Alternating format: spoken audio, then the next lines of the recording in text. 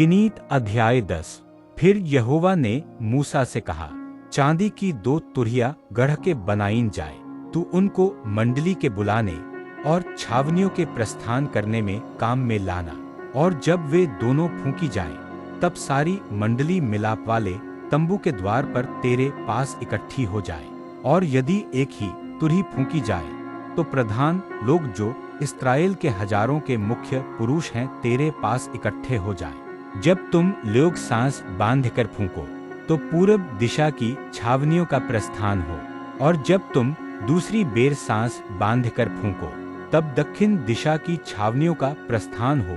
उनके प्रस्थान करने के लिए वे सांस बांधकर फूंके। और जब लोगों को इकट्ठा करके सभा करनी हो, तब भी फूंकना, परंतु सांस बांधकर नहीं। और हारून के पुत्र जो याजक हैं, वे उन तुरहियों को फूंका करें। यह बात तुम्हारी पीढ़ी पीढ़ी के लिए सर्वदा की विधि रहे। और जब तुम अपने देश में किसी सताने वाले बैरी से लड़ने को निकलो, तब तुरहियों को सांस बांधकर फूंकना। तब तुम्हारे परमेश्वर यहोवा को तुम्हारा स्मरण आएगा, और तुम अपने शत्रुओं से बचाए जाओगे। और अपने आनंद के दिन में और अपने नियत पर्वों में और महीनों के आदि में अपने होमबलियों और मेलबलियों के साथ उन तुरहियों को फूंकना। इससे तुम्हारे परमेश्वर को तुम्हारा स्मरण आएगा। मैं तुम्हारा परमेश्वर यहोवा हूँ। और दूसरे वर्ष के दूसरे महीने के 20वें दिन को बादल साक्षी के निवास पर से उठ गया।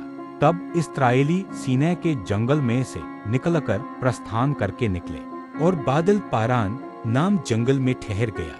उनका प्रस्थान यहोवा की उस आज्ञा के अनुसार जो उसने मूसा को दी थी आरंभ हुआ।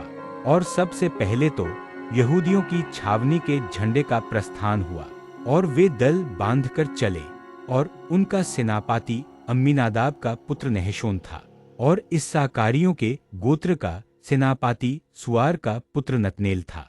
और जबूलूनियों के गोत्र का सेनापति हेलोन का पुत्र एलियाब था। तब निवास उतारा गया, और गेर्शोनियों और मरारियों ने जो निवास को उठाते थे प्रस्थान किया। फिर रूबेन की छावनी झंडे का कूच हुआ, और वे भी दल बनाकर चले। और उनका सेनापति शदेऊर का पुत्र एलीशूर था। और शिमोनियों के गोत्र का सेनापति सूरी शद्दै का पुत्र शलूमिएल था। और गादियों के गोत्र का सेनापति दुएल का पुत्र एल्यासाप था। तब कहातियों ने पवित्र वस्तुओं को उठाए हुए प्रस्थान किया, और उनके पहुंचने तक गेर्शोनियों और मरारियों ने निवास को खड़ा कर दिया।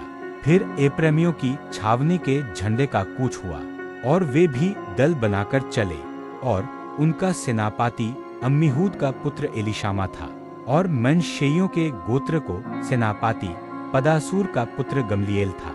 और बिन्यामीनियों के गोत्र का सेनापति गिदोनी का पुत्र अबीदान था।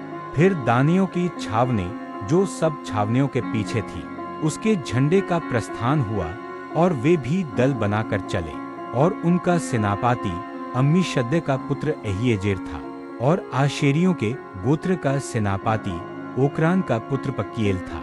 और नप्तालियों के गोत्र का सेनापति एनान का पुत्र एहीरा था। इस्राएली इसी प्रकार अपने अपने दलों के अनुसार प्रस्थान करते और आगे बढ़ा करते थे। और मूसा ने अपने ससुर रूएल मिद्यानी के पुत्र होबाब से कहा, हम लोग उस स्थान की यात्रा करते हैं जिसके विषय में यहोवा ने कहा है कि मैं उसे तुमको दूंगा, सो तू भी हमारे संग चल, और हम तेरी भलाई करेंगे, क्योंकि यहोवा ने इस्राएल के विषय में भला ही कहा है। होबाब ने उसे उत्तर दिया कि मैं नहीं जाऊंगा, मैं अपने देश और कुटुंबियों में लौट जाऊंगा। फिर मूसा ने कहा, हमको न छोड़, क्योंकि जंगल में कहाँ कहाँ डेरा खड़ा करना चाहिए, यह तुझे ही मालूम है। तू हमारे लिए आंखों का काम देना, और यदि तू हमारे संग चले, तो निश्चय जो भलाई यहोवा हमसे करेगा, उसी के अनुसार हम भी तुझसे वैसा ही करेंगे।